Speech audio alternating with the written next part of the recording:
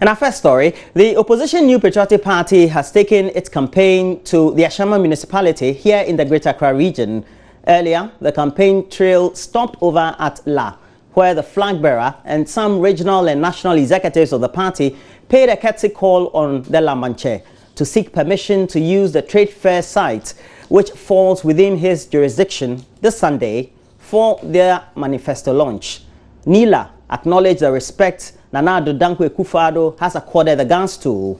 He also expressed satisfaction at the manner in which the major political parties are going about their campaign, putting God at the center. Nila has, however, given the New Patriotic Party the green light to launch the party's manifesto on its home soil. Joy News' Latif Idris is with the campaign team and joins me over the phone. Well, can you tell us specifically what's the latest on the tour? Roland, if you don't come. Hello, Latif. Hello, Roland. Can you tell us the latest on the tour? Yeah, Roland, I must say that today in Ashaman was massive for the New Patriotic Party. About 2 weeks ago, the campaign team of the New Patriotic Party were in the Ashaman constituency for a rally. But unfortunately, or fortunately for the party, that couldn't happen because the crowd on that day was so massive and it rained. So the flag bearer and the party had to put the rally on hold. So today in assignment for the New Patriotic Party was to complete the unfinished business that started about 2 weeks ago. And Roland, I must tell you, today's turnout was so massive and promising for the New Patriotic Party. We had the parliamentary candidate for the party, Barry Lavaran, who made some comments about, what he is alleging that people are trying to create hotspots in the Ashaiman constituency, and that as the parliamentary candidate for that constituency, he will not allow that to happen. Nana Addo, as usual, mounted the platform and touted what he would do if given the nod to become the next president of this country. Talk about reviving the National Health Insurance Scheme, putting the economy back on track, free senior higher education, and doing so many things to improve the lives of the citizenry, Roland. Particularly knowing Ashaman so well, if you look at the gap between the MPP and NDC, especially over the last two elections, seems to be running in over 10,000, several thousands actually. Did he talk about how the party foot soldiers in the constituency need to make sure that they reach out to the nooks and cranny to get their voters out? Yeah, Roland, I know you know Ashaman constituency very well. It has almost always been the stronghold of the ruling National Democratic Congress. But I tell you what, the turnout we saw last 2 weeks and what happened today, Roland, I'm getting convinced that Simon is going to be a battleground for each of these two political parties. I'm talking about the New Patriotic Party and the NDC come December 7th. Because this man, Barry Labaran, has been able to mobilize the youth in the constituency. I'm told, the information I gathered on the ground is that he's a very popular individual. So he has a lot of connection with the youth who are helping him in the campaign. And it's going to be a battleground role, and if you ask me, the Ashaman constituency, it's been for the NDC, and also considering the fact that Agbeshi, who has been a long-standing member of parliament for that constituency, lost out to NS, who is now also coming to build his own, reputation within this constituency. So these two newcomers are all coming in when Agbeshi is exiting within the constituency. So from what I've seen, again, I tell you, Roland, Ashaiman is going to be a battleground, no longer a safe haven for the National Democratic Congress. Roland. Thank you very much. Latif Idris is our correspondent with the campaign team of the MPP flag bearer Nana Addo Dankwa Akufo-Addo. Now we have to jump onto the bandwagon of the incumbent president, who is also running on the ticket of the NDC, John Dramani Mahama, and he has taken his campaign tour to the Bonafo region, especially to Wenchi, and as he calls on the people to avoid voting skirt and blouse in the December 7 elections. President Mahama said his administration has undertaken massive infrastructure, especially This also needs to be acknowledged and thus called on Ghanaians to retain his party in power. He was addressing the chiefs and people of Winchi.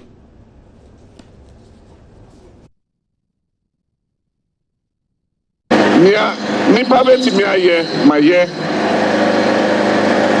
ye tunsio ya train light ye see schools ye see ayaresa ye yikwan ye nyoma bebre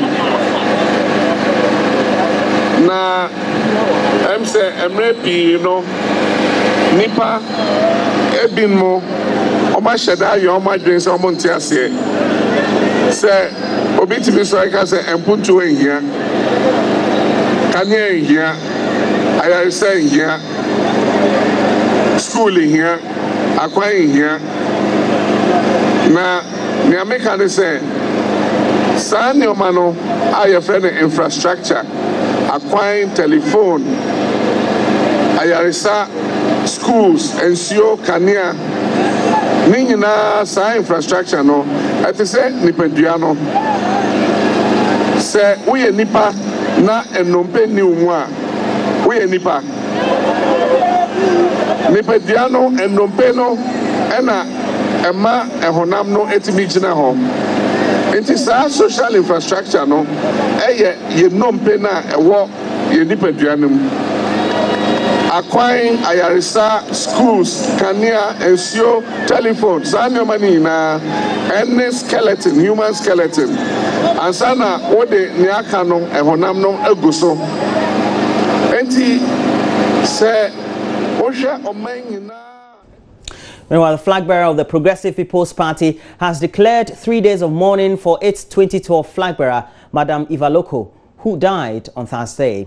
Addressing supporters of the party during a whistle stop of his campaign tour of the Upper West region, he stated that the party will halt all campaign activities starting this Monday, all in memory of the late Clote Kole candidate. Dr. Indo also took a swipe at the MPP flag bearer, Nana Dankwe Kufuado, as well as sitting President John Dramani Mahama on the one district, one factory policy and other promises. One factory. Every district, one factory. Does he know what a factory looks like? If you haven't brought one job to Upper West, can you go and tell Upper West people that if you vote for me, every district, one factory? Can you do that? Can you do that? Now, John Dramani Mahama. Has he brought one factory here? No. John Dramani Mahama, isn't he the president? Has he brought a factory here? No. Has he brought a business here? No. Isn't he from northern region? His hometown. It's not far from here. Is it not true? So, where are the jobs? Where are the jobs? Now, Papa Kwesi Indo. Has he brought a job to her? Yes. Has he brought a job to her? Yes. Has he brought a job to Nagoli? Yes. Has he brought a job to Kusiga? Yes. Has he brought a job to Random? Yes. Has he...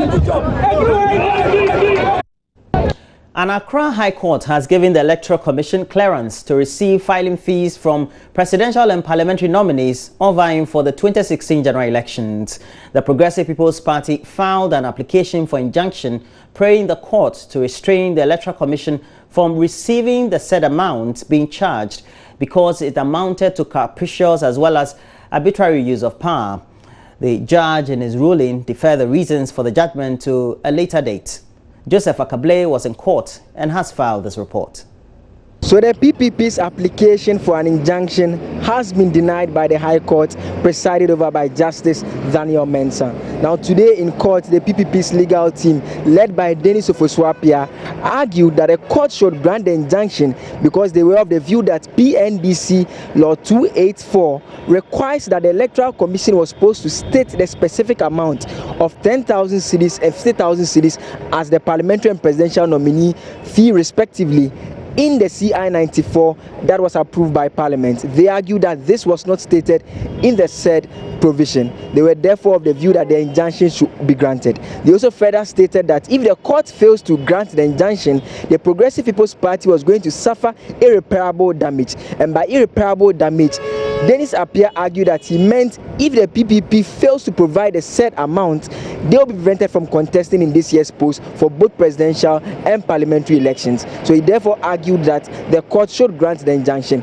However, the lawyer for the EC, Thaddeus Sori, disagreed. He argued that the law that was being quoted by the Progressive People's Party provided that the EC determines the set amount, which the EC has determined, even though they had not stated explicitly the amount to be 10,000, 50,000 respectively. He also stated that if the PPP cannot pay the said funds, they should apply for an injunction restraining the EC from receiving the said amount from the Progressive People's Party and not from all the other parties. But he says in the application, the PPP was seeking a declaration that prevented the EC from taking the amount from all other parties. He also argued further that even the said amount that the PPP was arguing they couldn't fund, the PPP had paid the said amount for their presidential candidate, Dr. Papa Kwesi Ndum. But the PPP lawyer Dennis Ofosu-Appiah, however, disagreed. He pointed out that they were in court to get an injunction to prevent the EC from receiving 2.8 million cedis, which was for their presidential candidate as well as all other parliamentary candidates. The said amount we are presented to the EC was for the presidential candidate and not for all the parliamentary candidates. Also, he stated that the injunction was directed at the EC from receiving the said amount and not at the PPP from presenting the said amount. But then Justice Mensah in his ruling said the application for injunction fails to meet the requirement and he deferred his reasons to a later date. Now, after proceedings, Joy News caught up with policy advisor of the Progressive People's Party, Kofi Asamoah-Siam, and he said they are not disappointed in the ruling by the High Court. The substantive matter he fixed for 11th of October for us to meet, and then we will go into the matter whether the EC CI 74 or CN94 provides in accordance with PNDC Law 284. So the matter is not ended. What has happened today is that even if you go and pay, Progressive People's Party, you go and pay, this court has the capacity to take your money back with interest as the counsel for EC submitted. So we've just, as a matter of case, released the hands of the Electoral Commission to collect its filing fees so that the process can move on. And the matter that we brought, that the fee that is being charged is not backed by law, will be determined subsequently. So that is all there is. In this ruling? No, we can't be disappointed in that because the court has spoken. We came to court for the matter to be determined. The court has determined it. This is part one. Part two will follow. So the court will at a later date have to hear the substantive suit as to whether the EC acted in consonance with the law when he decided to charge 10,000 cedis, 50,000 cedis as the amount for parliamentary candidates as well as presidential candidates. As it stands, the injunction application has been denied. Joseph Akable, Joy News, Accra. You're still watching Joy News Prime, and still to come, Ghana Police Service clears the air and says its decision to suspend motor checks is not politically motivated and also not intended to allow any party import illegal arms into the country. And do remember, we'll be having business with Emmanuel Abuaje Biafe on the half hour. We're taking a break. We'll be right back.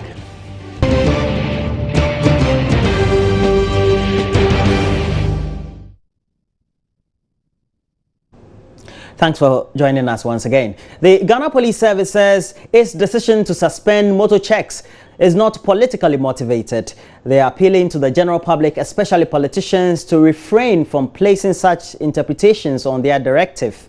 The Director of Administration of the Ghana Police Service, COP Patrick Ninton, made this call at a media briefing here in Accra. The day manning of checkpoint has been suspended. It is apparent from the foregoing that suspending one operational strategy or the other is not a new thing, and that it is done with the sole purpose of improving service to the people we serve. Therefore, reviewing operational strategies is not influenced by any extraneous factors, such as politics, as is being peddled by some members of the public. The import of the administrative directive issued by the police administration has been woefully misconstrued by a section of the public. No wonder it was not meant for them. It must be stated categorically that MTTD personnel have not been withdrawn from the roads and the cities. Motor check is a police operational activity undertaken only by the MTTD personnel that focuses on checking the documentation of vehicles, documentation of drivers, and the state and condition of vehicles. The police administration's instruction, therefore, is to relax the deployment of the MTTD personnel purposely for this documentation and vehicle conditions check. Officers will duly be deployed on the roads and the cities to inspect vehicles against the commission of crimes and offenses like transportation of arms and ammunition, transportation and trafficking of drugs, and perpetration of robbery and other violent crimes on the highways. Officers will arrest all persons who commit motor traffic offenses in their presence. In fact, motor offenses are not decriminalized. They still remain offenses, and people who breach the provisions of the Road Traffic Regulations 2012 LI 2180 will be dealt with accordingly. The directive as issued by the police administration is not about police ignoring the enforcement of the motor traffic regulations. Police opening the floodgate for the committing of motor traffic offenses. Presenting any political party with any opportunity to win or lose any competition as is being erroneously peddled. Police participation in politics. Police condoning acts of criminality by drivers and road users. People are therefore advised to desist from deliberately distorting and misrepresenting the directive for their own interest. The police further entreat politicians to eschew conscious distortions of the effort for any political gains because it is not. Meanwhile, the director in charge of legal affairs of the Ghana Police Service has emphatically debunked rumors that the directive was to allow the governing NDC import illegal arms into the country for purposes of perpetrating violence in the December 2016 elections. But we still would have to remain on the subject of national peace and security because we have a number of releases from the Ministry of Interior. Let me just give you a gist what it says. For example, this is one of many of 3 or 4 releases by the Ministry of the Interior, and it says the Minister for the Interior has, on the advice of the Northern Regional Security Council and by executive instruments, renewed the curfew hours on Bunkrugu Township from 8 p.m. to 6 a.m. and this will take effect from Tuesday, the 11th of October 2016. And the release again assures that government will continue to urge chiefs, opinion leaders, the youth and people of the area to exercise a lot more restraint in the face of challenges confronting them, and also to use non-violent means to channel their energies. Well, this is not the only release concerning areas of conflict. We also have the minister also advising the VOLTA, the Northern Regional Security Council, and by executive instrument, reviewing the curfew hours on Bimbilla Township from 10 p.m. to 4 a.m. effective today. And the next release talks about the situation of a curfew imposition on Patinga and its environment.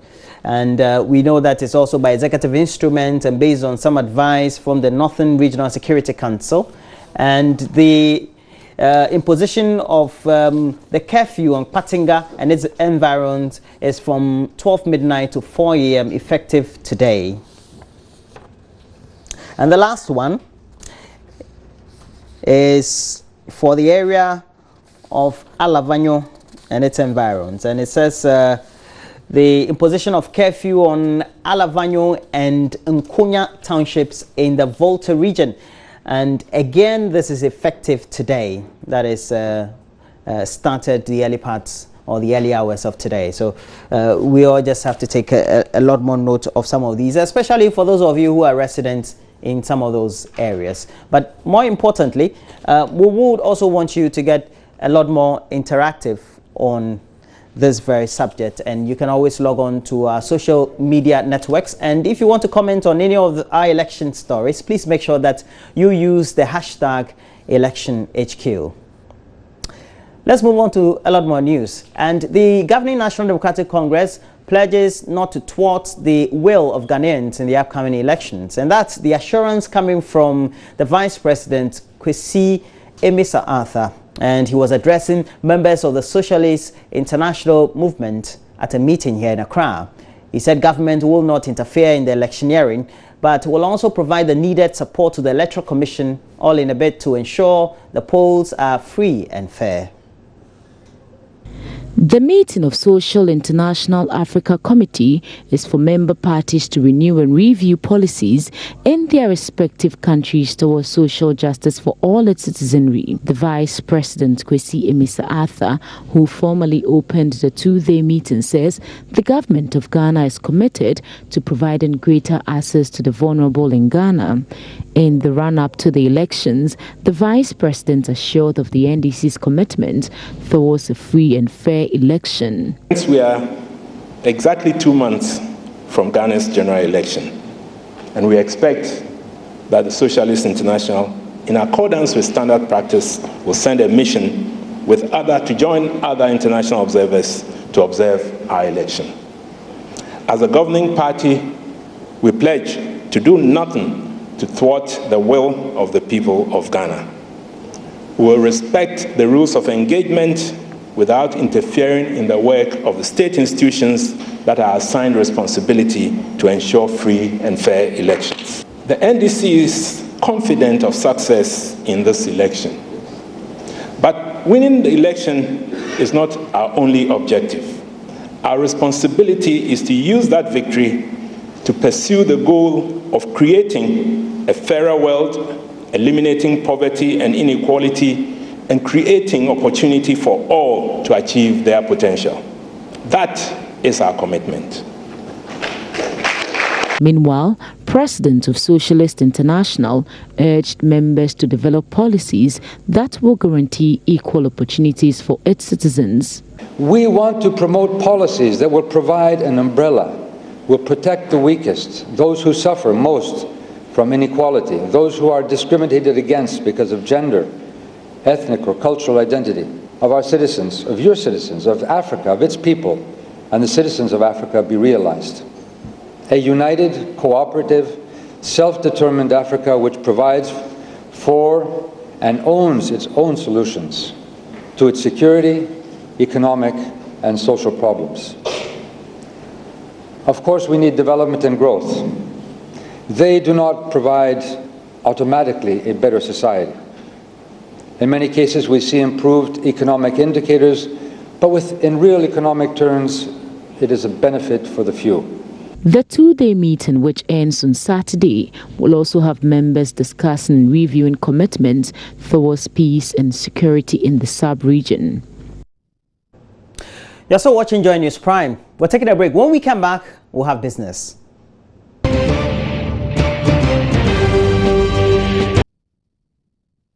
And our regular for business, Emmanuel, is here. What do you have?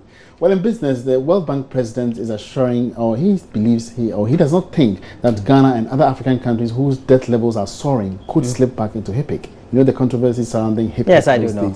Yes, we've been assured and spared of that. Okay. Thank you very much, and thanks for joining me on the business. World Bank President Jim Yong Kim says he does not think Ghana and other African countries with high debt levels risk falling back into debt-distressed levels or becoming HIPIC. Mr. Jim was responding to a question on rising debt levels of some African countries, especially for those who have exited HIPC, and that they are at risk of falling back into that category again. Mr. Jim said the debt levels in these countries, including Ghana, are not bad. He was speaking at a press conference at the annual IMF World Bank spring meetings in Washington, D.C. Well, Larry, I think if you look at debt to GDP ratios, they're still in most of Africa still pretty reasonable. We are not, there are some countries that are now above 50%, but there's still many countries that are still quite a bit below 50% in terms of debt to GDP ratio. So what we're doing now is to really try to focus on things like, can we create asset classes even, for example, in African infrastructure that will require relatively less indebtedness and really bring private sector investments into these countries. We're watching debt levels very, very carefully. I'm not yet concerned that we're reaching a debt crisis level, certainly not in most of sub-Saharan Africa, but we have to watch it. Now, if you look at the places that have gotten into trouble recently with debt, two of them are Lebanon and Jordan. And they went, Jordan itself went from around, a little over 50% debt to GDP to over 90%. And that was mostly because of the response to the refugee crisis. So one of the things that we are now doing is we're being much more strategic and much more flexible in the way we use concessional finance. So for Jordan and Lebanon, we're actually providing them concessional lending.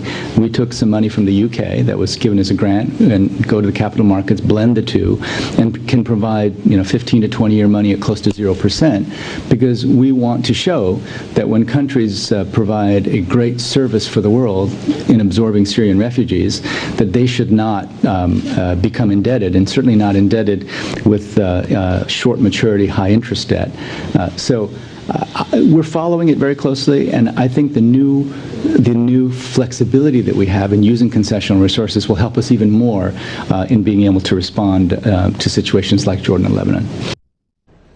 Minister of Trade and Industry, Dr. Ekos Pilgabra, has called on corporate entities in the country to develop more economic and sustainable social policies to streamline corporate social responsibility activities.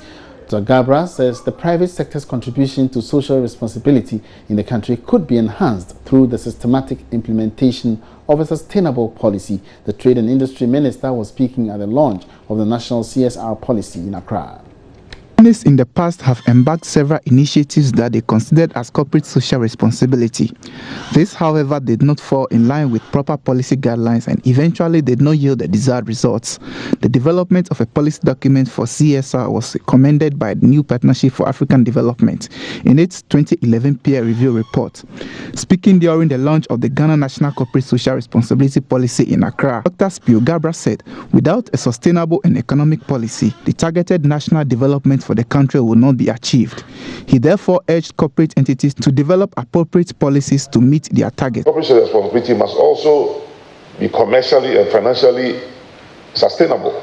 So we want it to be economically sustainable, socially sustainable, environmentally sustainable, but you cannot do those things if for whatever reason the programs also are not commercially and financially sustainable. So I was delighted to see a number of programs that GIZ is involved in, some of which border on commercial activity, whether it is processing or packaging or whatever it is that is being done. And I'll be interested in exploring some of this a little bit more with them. I hope that the departments in the Ministry of Trade and Industry that are responsible, especially for industry, beyond the CSR aspect, are actually sufficiently engaged with the GIZ and the employment program that we saw with regards to any other areas in which the ministry.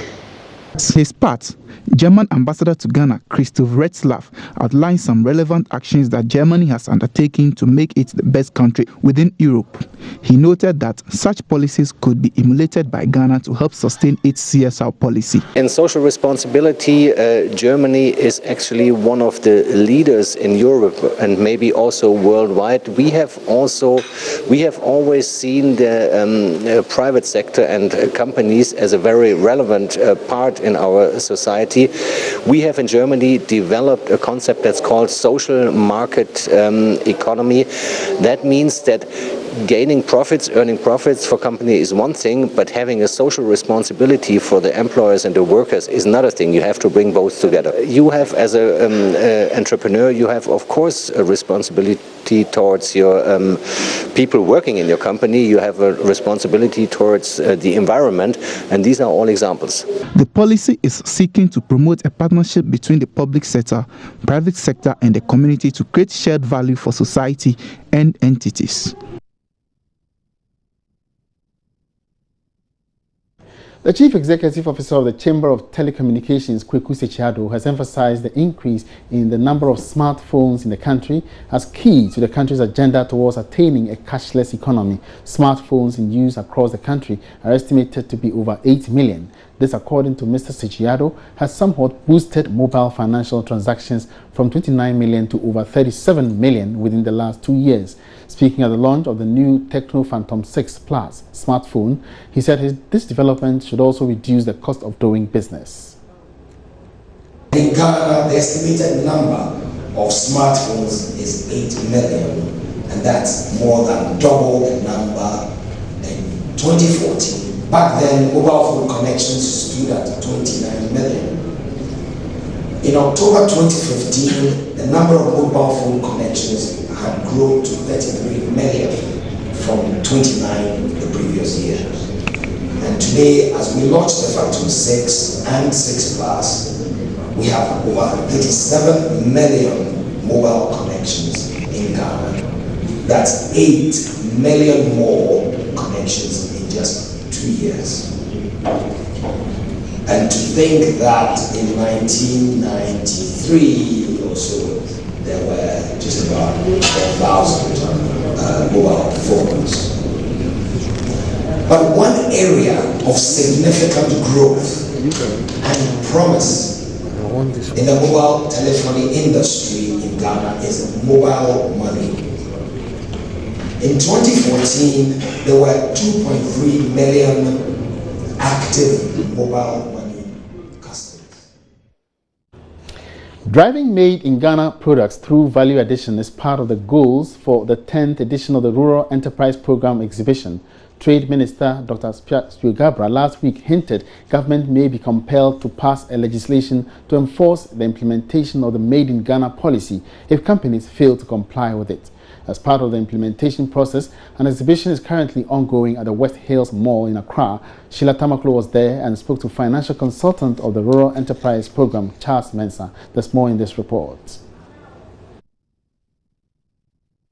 Great opportunities are being unearthed at the Rural Enterprise Exhibition to showcase Made in Ghana products.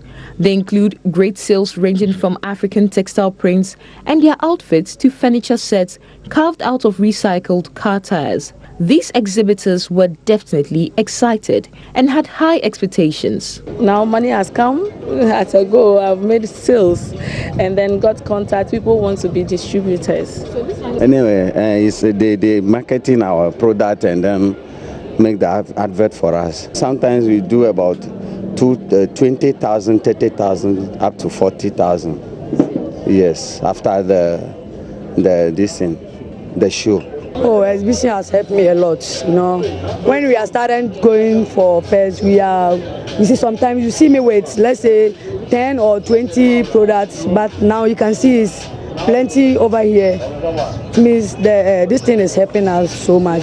The exhibition is helping us, but through the exhibition you get plenty money, more than those who buy. You see, if you are in the shop, we give to those who buy and sell. But if you come here, you can add, let's say, 10 series or 5 series to it, so that at the end of the day, you increase your income. So exhibition is good. It's good for us. Yeah. Packaged local confectionaries, popularly known in Ghana as joe, mushroom chips, and even mango wines were among some new and creative local products at this year's Rural Enterprise Program exhibition underway at the West Hills Mall. Some participants also shared their experiences on Joy Business. I come from Republic of Benin to this exhibition, and when I see the exhibition, it's a nice thing. Is the next thing. Next time, if I return back to Benin, I will tell my people to come here for the exhibition. Because this exhibition will help also to show what we can do in Africa. I think it's basically a good fair. I really think the key soap and some of the like washing up liquids, if they are not made from natural products, it takes it away from what I believe is art and culture from the country. For the organizers, they were hopeful the fair will be a very successful one to help boost market for the exhibitors. And that's it for business. Thank you very much for watching. For more business updates, log on to myjoyonline.com/business. My name is Emmanuel Abuaji. We are afraid there's more news ahead. Don't go away. Ghanaian researchers and foreign partners are discussing more efficient and effective ways to generate solar energy from new materials other than cells. They are also seeking to maximize use of heat from the sun in Africa in the face of climate change and power challenges. Love FM Prince Apia has more in the following report. Ghana has endured power challenges for nearly 4 years, with attendant implication on businesses and households. The country projects a 12% renewable energy injection in the national energy mix by 2020 to address the challenge. Experts are set to present papers for appropriate policy alternatives at a 3-day international conference on materials chemistry in Kumasi. Chairman of the Energy Commission, Dr. Kwame Ampofo, tells Law Business the outcome will enhance ways to improve the local economy. The solar cells have a certain low efficiency. So in the practical world, the ones we use, the efficiency is, if you get efficiency of 17, 18, up to 20%, then you consider the material to be very, very good. So the higher the efficiency, the cheaper your process will be, because that same area is producing more electricity than the same area that has a lower efficiency. Therefore, the materials used in this industry is a very important thing.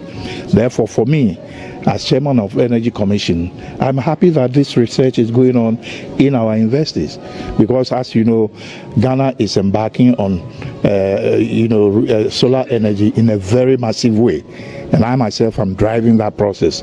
Therefore, if there are materials or if there are research is going on to make these materials more efficient, more appropriate, and to give more power to the economy, then I think it's a very good thing. So the theme for the conference is renewable and sustainable energy for the African hot sun. Can materials chemistry help to deliver? Dr. Ampofo believes local private participation is critical to drive the renewable energy agenda. And I think that without international help, we're still making strides. Therefore, let's look inward into ourselves, what resources we can get, and if we open up the industry to private participation, private people are better at looking for money and funding. And then if later our association with the international community makes them bring some money, it's only a top-up, but we will not wait for that to come. Kwame Nkrumah University of Science and Technology is hosting the conference, and Professor Ibok Odro is provost of the College of Science. She says injection of solar energy is relevant since it affects climate change by reducing greenhouse gases. Professor Odro believes material chemistry has a role to play in development of the solar energy sector. In a speech read for him, Vice Chancellor Professor Kwesi Obridanso urged researchers to collaborate in making solar energy cheaper for African communities. We now continue with our citizen journalist report under the Joy News and Star Ghana project, Poverty and Politics. And this time, a citizen journalist and a nurse, Joseph Fanuel Amuzu from the Adaklu district in the Volta region, is reporting on how some communities around the Toja River get flooded anytime it rains. Adakluwaya is the administrative capital of the Adaklu district. Anytime it rains, the Toja River overflows its banks, and communities around Waya like Boji, Toda, Batove and Amfoy are cut off. The perennial flooding takes a toll on the socio-economic activities of the community. Market activities come to a halt because cars can't move and people can't cross the river with their goods to Waya. Lablulu Tegbeza the fifth is the chief of Waya. Unfortunately, we are facing a natural disaster at the moment. That is, our roads are flooded again and we cannot access it. Waya happens to be the district capital, but now people surrounding us cannot come to Waya for anything. And even the workers at the district assembly, most of them who stay outside Waya cannot come to work. For instance, today is a market day at Waya, but the farmers cannot come because the road is flooded. School children who stay beyond the rivers cannot come to school. We have a school on the road to Amfoy. All the pupils cannot go to school and they are all in the house. So I am still appealing. This is a natural disaster. I am appealing to government to come to our aid. Farms are flooded and I am anticipating that there will be hunger in the future because here our staple food is maize, cassava, etc. and it's flooded. And for cassava, you cannot stand water for a month and the whole thing is gone. So we are appealing. Bernice Agbolosu, a trader at Waya Market, says her colleague sellers from the adjoining towns in Waya are unable to come to the market. We, the Waya people, are the only ones in the market. The other sellers from Boji, Toda, Amfoy, Batovi are not here because of the rains, and the roads in the other towns have become unmotorable, so they cannot get here. Sales are very low. We are the only people in the market. The roads are flooded. The Toje River overflows its banks anytime it rains. It destroys everything in its path. Communities are sometimes flooded for weeks. We cannot even access our farms. It has destroyed everything in its path. If someone is sick, we can't take them to the hospital. I want government to do something about the flood. Ernest Kugbajo. I am a student of King's Academy. I am at home because the road leading to my school has become inaccessible. Citizens Journalist Report by Joseph Fanuel with support from Star Ghana. Well, we have to take a break. When we come back, we'll be looking at a lot more international stories and what is a lot more topical on many of those platforms. We're taking a break.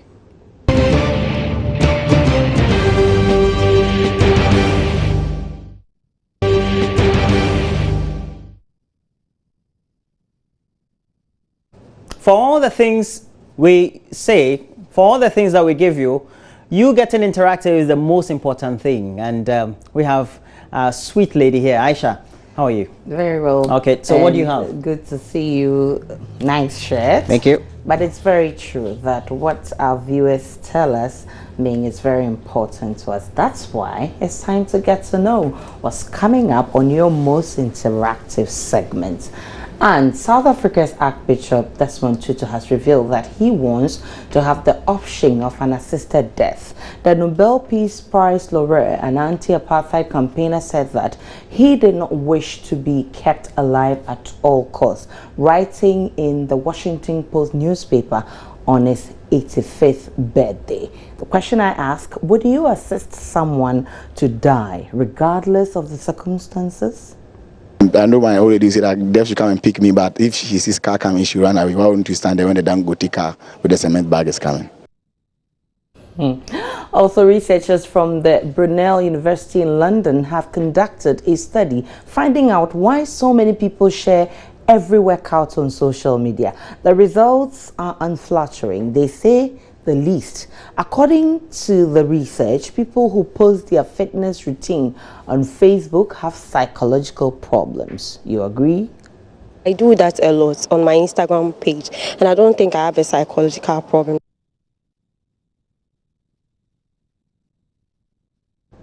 Finally, was it a wise decision for the Ghana Football Association to schedule the Black Stars game against the Cranes of Uganda at 3 p.m. in the sweltering weather of Tamale? Is that why the entire team failed to deliver the goods today over their Ugandan counterparts? What actually went wrong? Share your thought. Right, so in about half an hour, I'll be taking all your comments, suggestions, and ideas on the trending issues. I'll be back before you know. Well, I wish I could ask you, what do you think about that very sweltering match that the Black Stars had to play with the Cranes? But let's do a recap. An Accra High Court gives the Electoral Commission clearance to receive filing fees from presidential and parliamentary nominees vying for the 2016 general elections.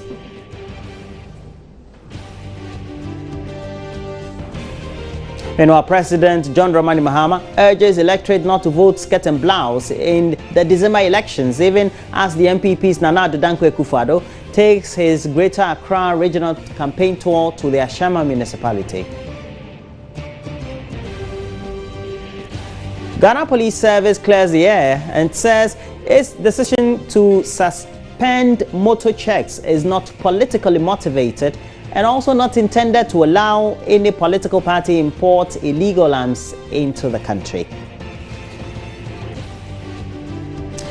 In business, World Bank President Jim Yong Kim rules out the option of Ghana and other African countries with high debt levels slipping back into the state of HIPIC or recession.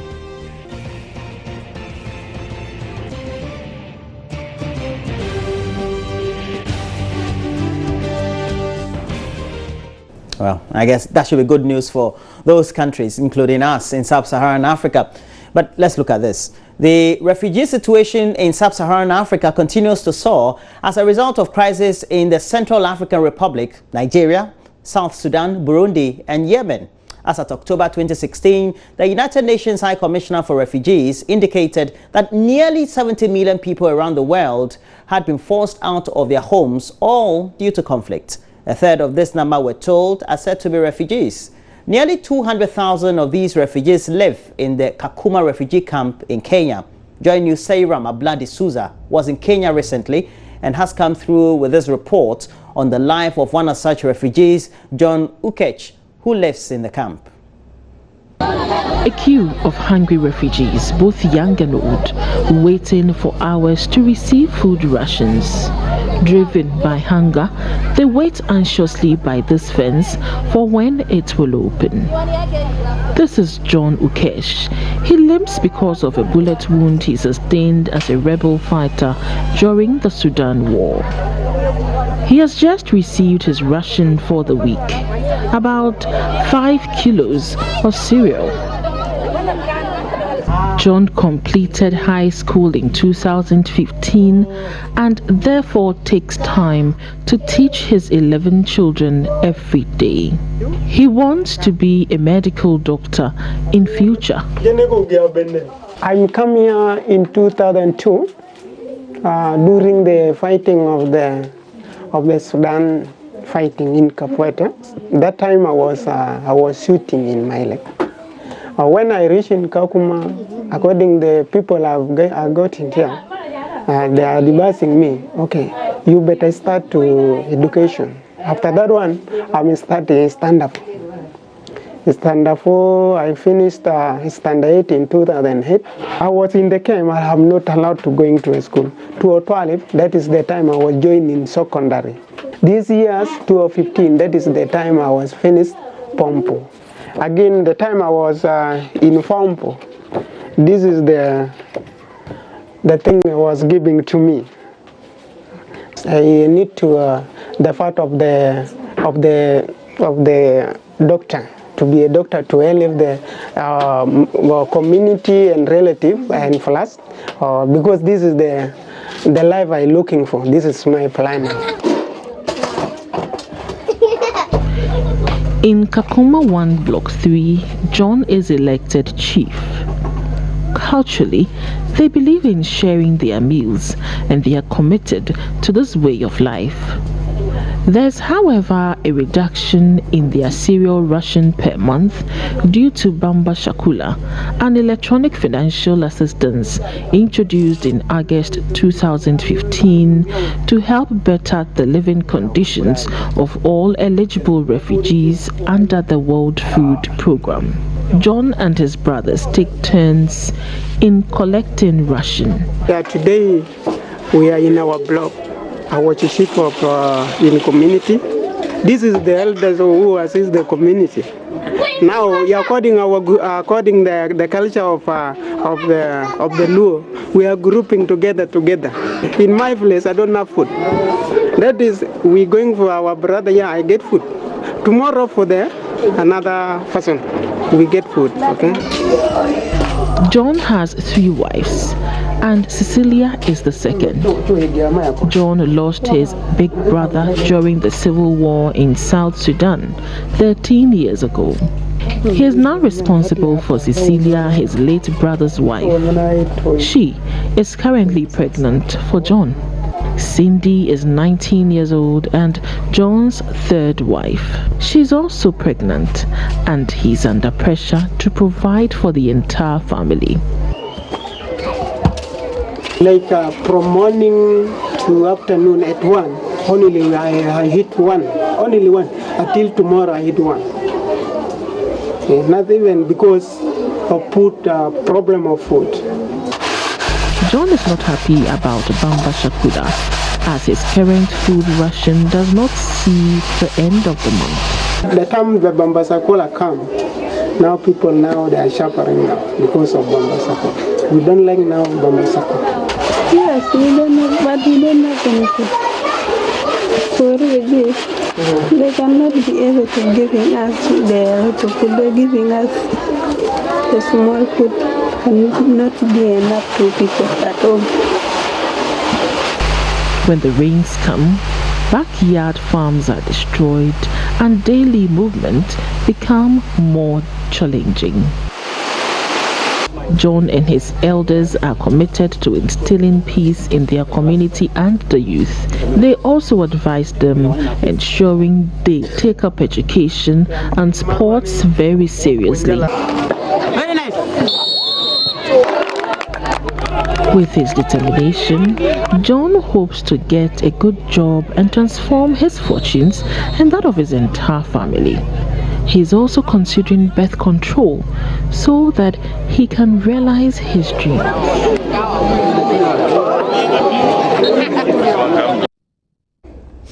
We'll see how that goes. Life in the camps in Kenya.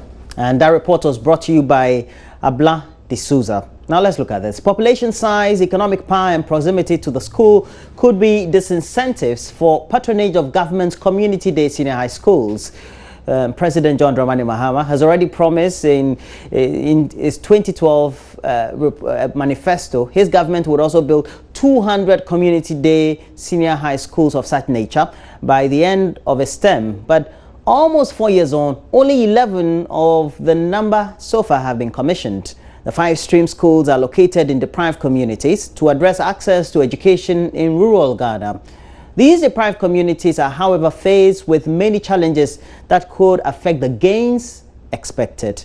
Prince Appiah visited one of those schools, Adobura Community Day Senior High School, and has come through this report. Adobera is a farming community in the Chomamponia district of the Ashanti region. It is one of the poverty-stricken areas in the region, despite huge mineral deposits in the belly of the earth in the area. The many challenges confronting people in the area obviously includes education. There is only one basic school at Adobera. The day session had closed at the time of my visit. Many young people here truncate the education because their parents can't afford boarding education to the nearest second cycle school in the district capital, Nyunahini. With a distance of about 20 kilometers to cover to school and back, the option of being a day student is out of the equation for many people. Akwesia J is assembly member for the area.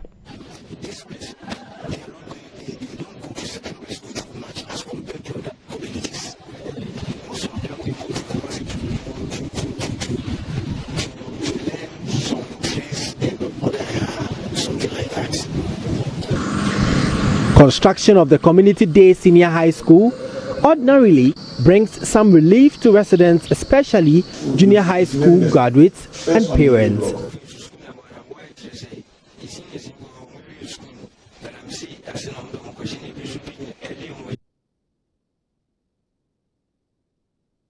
Well, due to some technical challenges, we do apologize for the loss of sound in that very report. But we have to bring you entertainment. It's up next, and Miss G will be here with a lot more.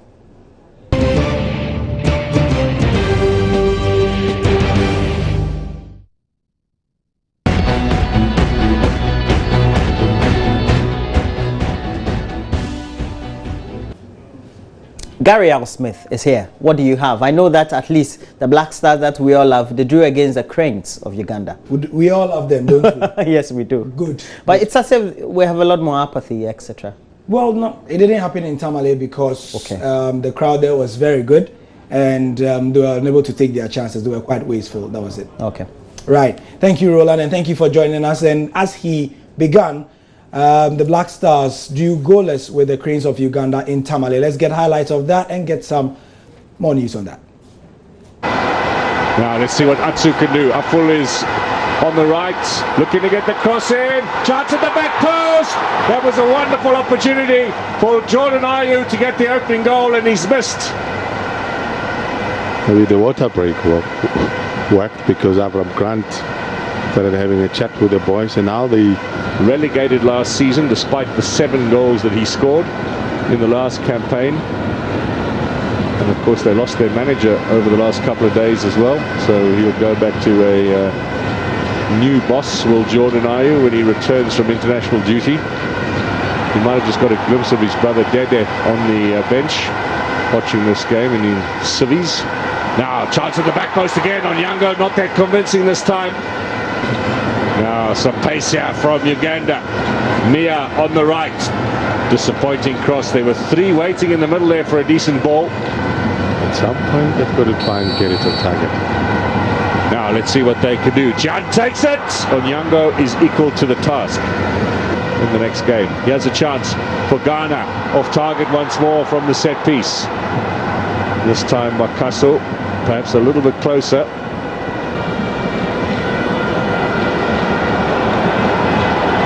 Rahman. Header! It's wide of goal. Uganda will not be happy that they allowed Jan to get a little touch onto that. Last chance now from Ghana. We've had 4 minutes of stoppage time played already. Last throw of the dice for the Black Stars. If they are to pick up a home victory at the start of their group campaign. Again, he looks at his watch, the referee. The Black Stars with their final chance, surely. Uganda have got to try and keep that defence tight and firm. Schlupp to take it. The final whistle's gone. Uganda will get a valuable away point. Very wasteful, you could tell from the set pieces that were converted. And let's get the reaction of local football fans to this, which ensures that the 2 other teams in the group, Congo and Egypt, will be happy. I'm happy. Why? I'm supporting Uganda. What happened? What happened? One, Uchaya is former player of Kotoko, and I'm a fan of Kotoko.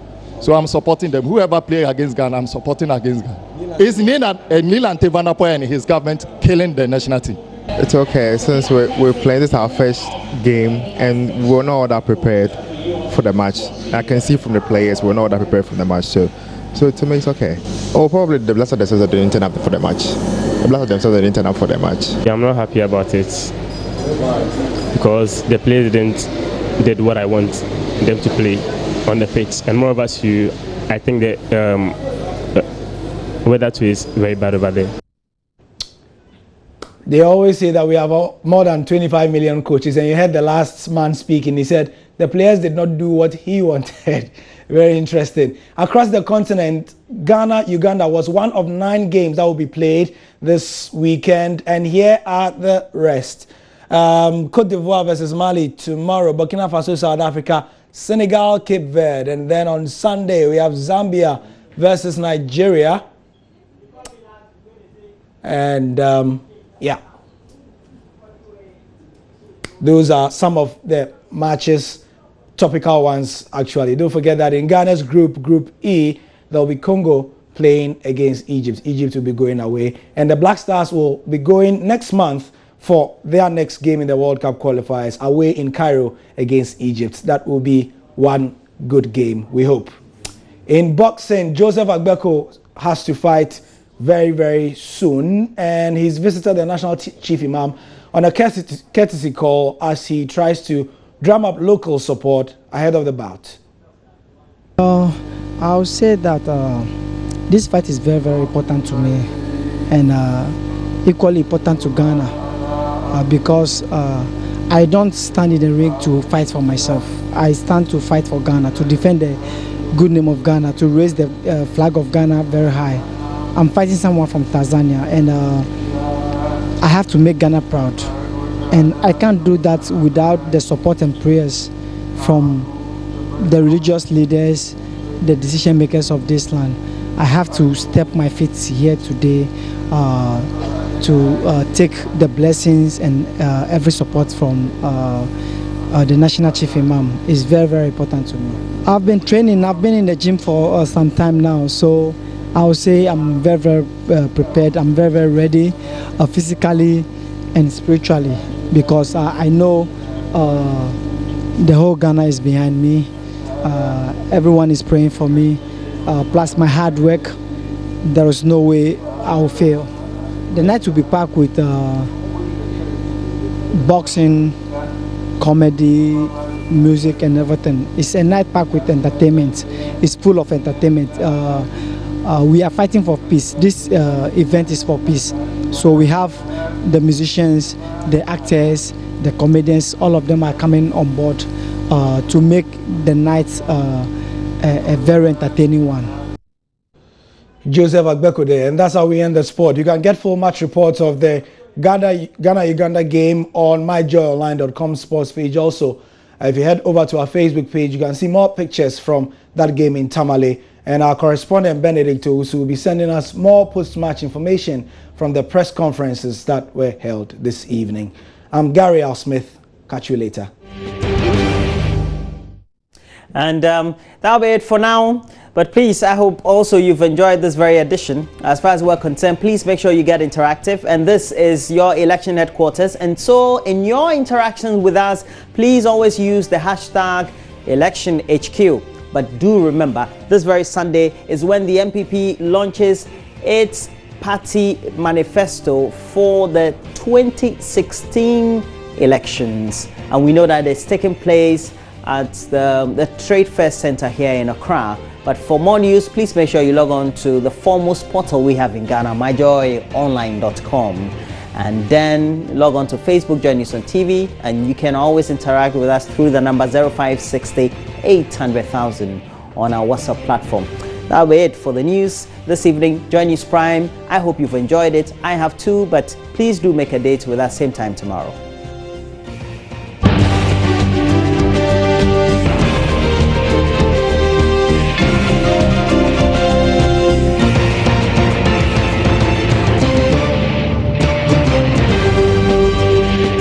This is Joy News Prime.